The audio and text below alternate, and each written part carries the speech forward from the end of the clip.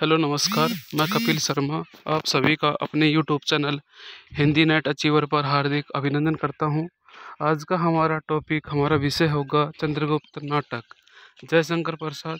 इसका हम मुख्य मुख्य अंश पढ़ेंगे, उससे संबंधित महत्वपूर्ण बातों पर चर्चा करेंगे कि चंद्रगुप्त लिखने के पीछे उद्देश्य क्या था। इसमें 3 महत्वपूर्ण घटनाएं कौन कौन सी है, इसके कितने अंक हैं, प्रत्येक अंक में कितने दृश्य हैं, इनको लेकर हम चर्चा करेंगे। उम्मीद करता हूँ आपको कंटेंट अच्छा लगेगा। अगर अच्छा लगे तो मेरे चैनल को सब्सक्राइब करना न भूलें। चंद्रगुप्त नाटक जयशंकर प्रसाद की रचना है, जिसकी रचना 1931 में प्रकाशित हुआ था। आगे क्या कहा है, यह नाटक 4 अंकों में विभाजित है। सभी को पता है 4 अंकों में विभाजित है। नाटक के प्रथम अंक में 11 दृश्य हैं। इसकी शुरुआत कहाँ से होती है, तक्षशिला के गुरुकुल का मठ, चाणक्य और सिंहरण। प्रथम दृश्य में ये घटना हमें दिखाई देती है। दूसरे अंक में भी 10 दृश्य हैं। इसकी शुरुआत उभादंड में सिंधु तट पर ग्रीक शिविर के पास वृक्ष के नीचे कार्नेलिया के विचारों संवादों के साथ इसकी शुरुआत होती है। तीसरे अंक में 9 दृश्य हैं। इसकी शुरुआत विपाशा तट के शिविर में राक्षस टहलता हुआ, वहाँ से इसकी शुरुआत होती है। आपने देखा 4 अंक हैं। प्रथम अंक में 11 दृश्य हैं, दूसरे अंक में 10 दृश्य हैं, तीसरे में 9 दृश्य हैं। इस प्रकार से हम इन पे चर्चा करेंगे। चौथे अंक में 14 दृश्य हैं। कितने हैं? 14 दृश्य हैं। इसकी शुरुआत मगध में राज्य के उपवन में कल्याणी नाटक में कल्याणी से संवादों के आसपास से, वहाँ से इसकी शुरुआत होती है। नाटक में कुल 13 गीत हैं। कितने गीत हैं? 13 गीत हैं। चाणक्य का नाम क्या होता है? विष्णुगुप्त होता है, सभी को पता है। प्रसाद का लिखने का उद्देश्य क्या था? पराधीनता से मुक्ति के लिए प्रदेशों, क्षेत्रों, जातियों, धर्मों आदि की निजताओं, स्वतंत्र कामनाओं और अहंताओं को भुलाकर विशाल आर्यवर्त को स्वाधीन और अजय बनाना चाणक्य साहब का क्या था? मोटो था, उसका महत्वपूर्ण बिंदु था, लक्ष्य था, टारगेट था। आगे क्या कहा है, इसमें पुरुष पात्र कौन कौन से हैं उस पर हम चर्चा कर लेते हैं। चाणक्य, जिसका नाम विष्णुगुप्त होता है, जो मौर्य साम्राज्य का निर्माता भी माना जाता है। चंद्रगुप्त मौर्य सम्राट, नंद मगध सम्राट, राक्षस मगध का अमात्य, वरुचि मगध का अमात्य, सकटार मगध का मंत्री, आम्भिक तक्षशिला का राजकुमार, सिंहरण मालव व गणमुख्य का कुमार, पर्वतेश्वर पंजाब का राजा, सिकंदर ग्रीक विजेता, फिलिप्स सिकंदर का सत्रप, मौर्य सेनापति चंद्रगुप्त का पिता, एनिस्क्रेटिज सिकंदर का सहचर, देवबल, नागदत्त गणमुख्य, ये क्या है? मालव गणतंत्र के पदाधिकारी हैं। साइबर्टिस मेगाथनीज क्या है? ये यवन दूत हैं। गांधारनेस क्या था? आम्भिक का पिता है।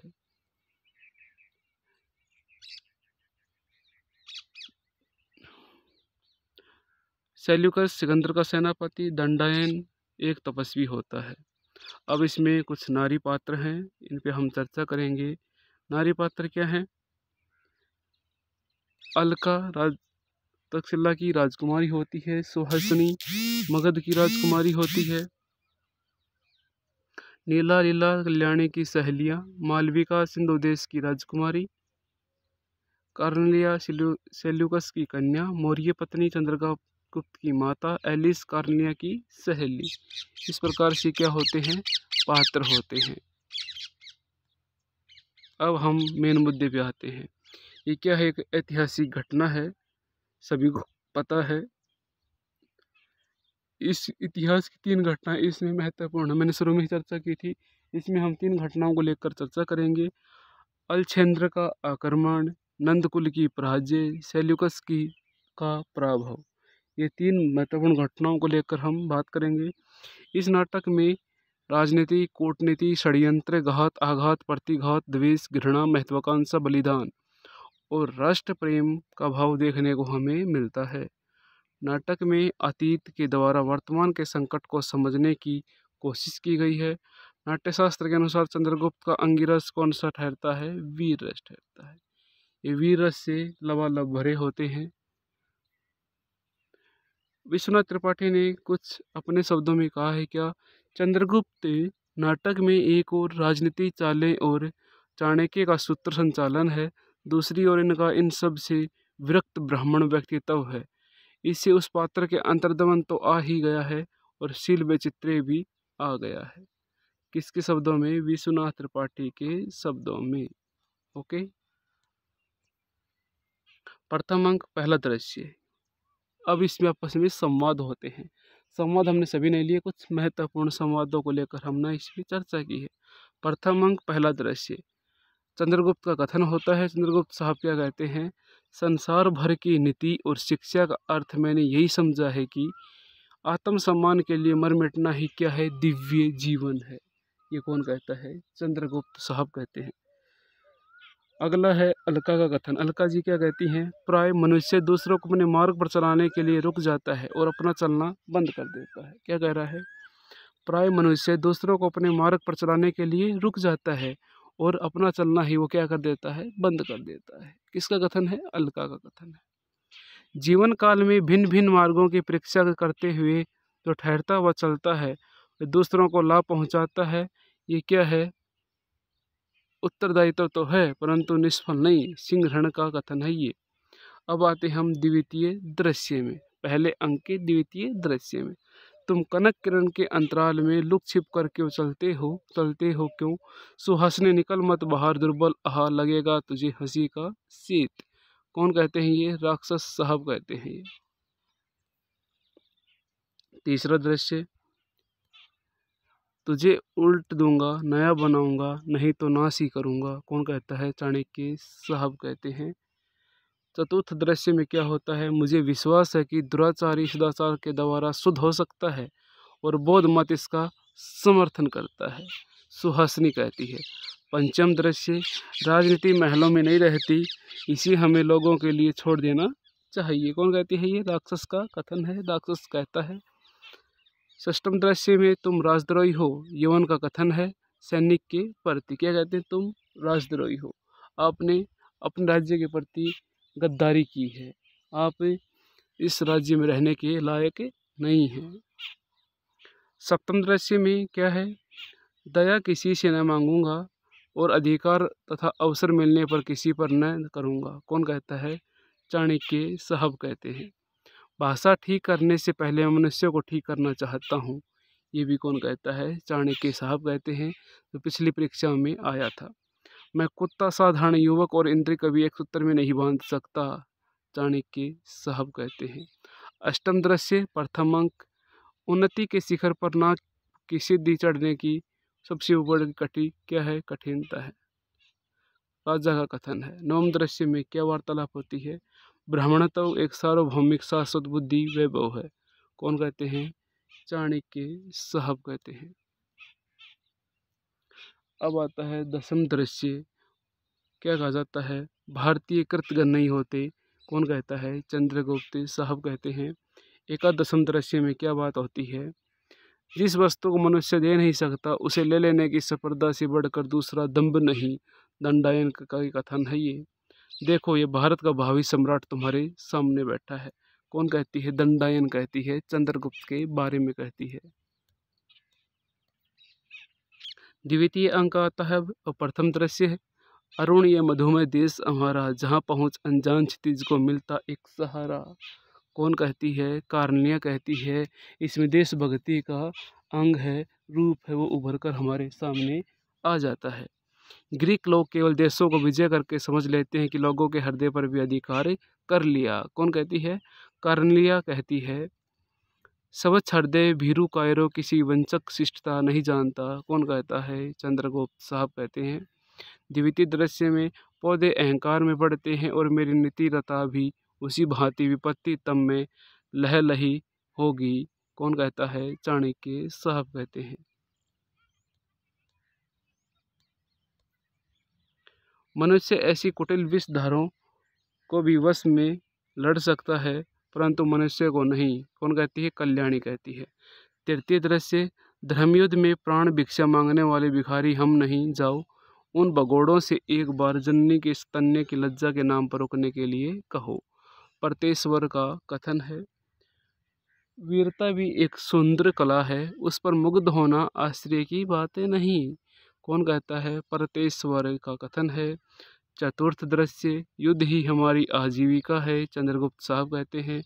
पंचम दृश्य, मालव देश की स्वतंत्रता तुम्हारी आशा में है, अलका का कथन सिंहरण के द्वारा सिंहरण से कहा जाता है। प्रथम यौवन, मदिरा से मत प्रेम करने की थी परवाह, और किसको देना है हृदय, चिन्हने की न तनिक थी चाह, अलका जी का कथन है ये। षष्ठम दृश्य, प्रबल प्रतिरोध करने के लिए दोनों सैन्यों में एकाधिपत्य का होना क्या है? आवश्यक है, जरूरी है, चाणक्य का कथन है। सप्तम दृश्य, बिखरी किरण अलग व्याकुल हो विरस वंदन पर चिंता लेख, छाया पथ में राहत देखती गिनती प्रणय अवधि की रेख। कौन कहती है? अलका जी का कथन है। तृतीय अंक में क्या कहा जाता है?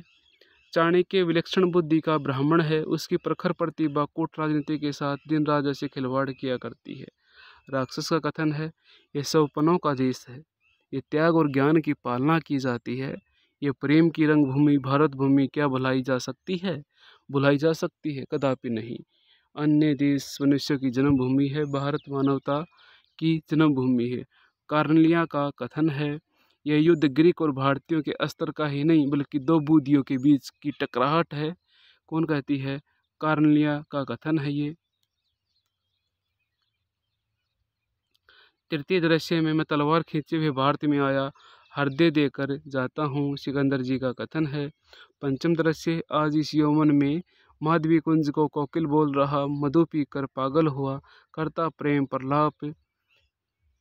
अष्टम दृश्य में क्या कहा जाता? समझदारी आने पर यौवन चला जाता है, यौवन आने पर समझदारी चली जाती है, चाणक्य का कथन है। सप्तम दृश्य, राजा प्रजा का पिता है, स्त्री का कथन है। नंद नीच जन्मा है ना, यह विद्रोह उसी के लिए किया जा रहा है, जो फिर भी उसे दिखा देना है कि मैं क्या हूँ। यह नाम सुनकर लोग कांप उठे, प्रेम न सही बह का ही सम्मान हो, नंद जी का कथन है। अष्टम दृश्य, सफलता का ही एक क्षण होता है, आवेश और कर्तव्य में बहुत अंतर है। किसका कथन है? चाणक्य का कथन है। उत्पीड़न की चिनगारी को अत्याचारी अपने ही अंचल में छिपाता रहता है, चाणक्य का कथन है। चतुर्थ अंक, प्रथम दृश्य, सुधा सिहकर से नहला दो, लहरें भी डूब रही जो सरस रस में, किसका है? कल्याणी का कथन है। लहरें डूब रही रस में, कल्याणी प्रणय के प्रेम पीड़ा में पैरों में कुचल रहा, दबा कर खड़ी रही, अब मेरे लिए कुछ भी अवशिष्ट नहीं रहा, कल्याणी का कथन है। महत्वाकांक्षा का मोती निष्ठुरता की सीपी में रहता है। कौन कहता है? चाणक्य साहब कहते हैं। द्वितीय दृश्य में, मैं अनाथ थी, जीविका के लिए मैंने चाहे कुछ भी किया हो, पर स्त्रीत्व नहीं बेचा। क्या कह रही है? स्त्रीत्व नहीं बेचा, तुम मेरे रूप और गुण के ग्राहक हो और सच्चे ग्राहक। सुहासिनी कहती है, कैसी बड़ी रूप की ज्वाला, पड़ता है पतंग सा मेरे मन में होकर मतवाला, नए पत्ते से किसी का गान होता है। उसने कहा है पर्दे के पीछे से, परिणाम में भला ही मेरे कामों की कसौटी है, चाणक्य साहब कहते हैं। चतुर्थ दृश्य में, मधुप का वे कली का है, पाया जिसमें प्रेम रस सौरभ और सुहाग, मालविका का कथन है ये। बज रही बंसी आठों याम की, अब तक गूंज रही बोली प्यारी मुख अभिराम की, मालविका का कथन है। मालविका का कथन है, जीवन एक प्रश्न है और मरण है उसका अटल उत्तर, मालविका का कथन। ओ मेरे जीवन की समृद्धि, ओ अंतर के आतुर अनुराग, बैठ गुलाबी विजन उषा में गाते कौन मनोहर राग, मालविका का कथन है। पंचम दृश्य में, मेरा साम्राज्य करुणा का था, मेरा धर्म प्रेम का था। कौन कहता है? चाणक्य साहब कहते हैं। अधिक उन्नति के बाद तो अधिक दुख और पतन की बारी आती है। कौन कहता है? चंद्रगुप्त कहते हैं। भारत की नियति मेरे हृदय के जलद पटल में बिजली के समान नाच उठती है। कौन कहते हैं? चाणक्य साहब कहते हैं।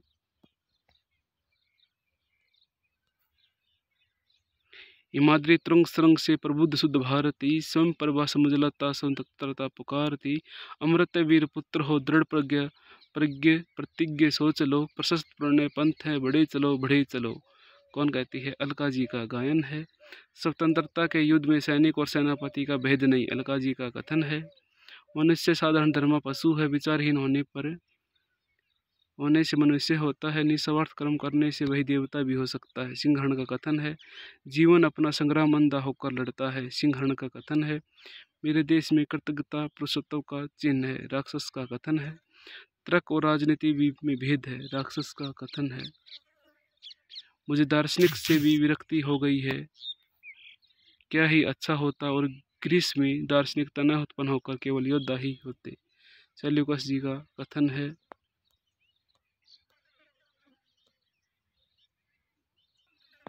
स्मृति बड़ी निष्ठुर है, यदि प्रेम ही जीवन का सत्य है तो संसार ज्वालामुखी है, कार्निलिया का कथन है।